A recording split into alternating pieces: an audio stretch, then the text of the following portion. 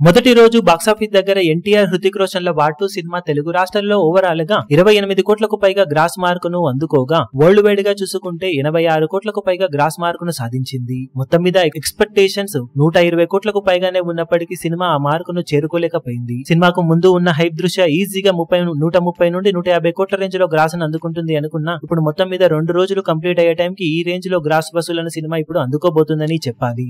తెలుగు రాష్ట్రాలలో రెండవ రోజు మొత్తం మీద బాక్సాఫీస్ దగ్గర సినిమా 11 నుండి 12 కోట్ల రేంజ్ లో గ్రాస్ ను అందుకునే అవకాశం ఉండగా ఫైనల్ ఆఫ్లైన్ టికెట్ సేల్స్ లెక్కలు కనుక బాగుంటే మరో కోటికి అటు ఇటుగా గ్రాస్ ను సినిమా సాధించే ఛాన్సెస్ కనిపిస్తూ ఉన్నాయి. ఇక Karnataka, Tamil, rest of India మొత్తం మీద చూసుకుంటే సినిమా మరో 3 నుండి 4 కోట్ల రేంజ్ లో గ్రాస్ అందుకునే అవకాశం కనిపిస్తూ ఉంది. ఇక హిందీలో మాత్రం రెట్టించిన జోరు చూపించి మొదటి రోజుకు మించే కలెక్షన్లను సాధిస్తూ ఉండగా ఈ రోజు మొత్తం మీద హిందీలో 45 కోట్లకు అటు ఇటుగానే గ్రాస్ ను మినిమం వసూలు చేసే ఛాన్సెస్ ఉన్నాయి. ఫైనల్ ఆఫ్లైన్ లెక్కలు బాగుంటే 50 కోట్లకు చేరువ కావచ్చు. దాంతో ఓవరాల్ గా సినిమా బాక్సాఫీస్ దగ్గర ఇండియాలో రెండవ రోజున 60 కోట్లకు అటు ఇటుగా గ్రాస్ ను కొంచెం అటు ఇటుగా సొంతం చేసుకునే అవకాశం కనిపిస్తూ ఉందని చెప్పాలి. మొత్తం మీద ఫైనల్ ఆఫ్లైన్ టికెట్ సేల్స్ లెక్కలు కనుక బాగుంటే ఈ లెక్క మరికొంచెం పెరగవచ్చు. ఇక ఓవర్సీస్ లో బాక్సాఫీస్ దగ్గర 1.5 మిలియన్ అటు ఇటుగా వసూళ్లను అందుకునే అవకాశం ఉండటంతో వరల్డ్ వైడ్ గా సినిమా 70 కోట్లకు అటు ఇటుగా గ్రాస్ ను రెండవ రోజున అందుకునే అవకాశం కనిపిస్తూ ఉంది. ఆఫ్లైన్ టికెట్ సేల్స్ లెక్కలను బట్టి కలెక్షన్స్ లో కొంచెం చేంజెస్ ఉండే అవకాశం ఉండగా మొత్తం మీద రెండవ రోజును సినిమా హిందీలో ఎక్సలెంట్ హోల్డ్ ను సొంతం చేసుకోవడంతో సాటిస్ఫై గానే పూర్తి చేసుకుంటున్న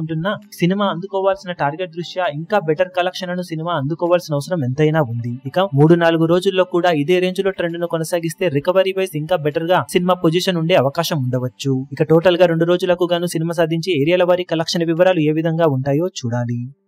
ఈ వీడియో మీకు నచ్చినట్లయితే లైక్ చేయండి, షేర్ చేయండి, ఛానల్ ను సబ్స్క్రైబ్ చేయడం మాత్రం మరవకండి. ఏ చిన్న అప్డేట్ ను మిస్ అవ్వకూడదు అనుకుంటే బెల్ ఐకాన్ ను ప్రెస్ చేయండి.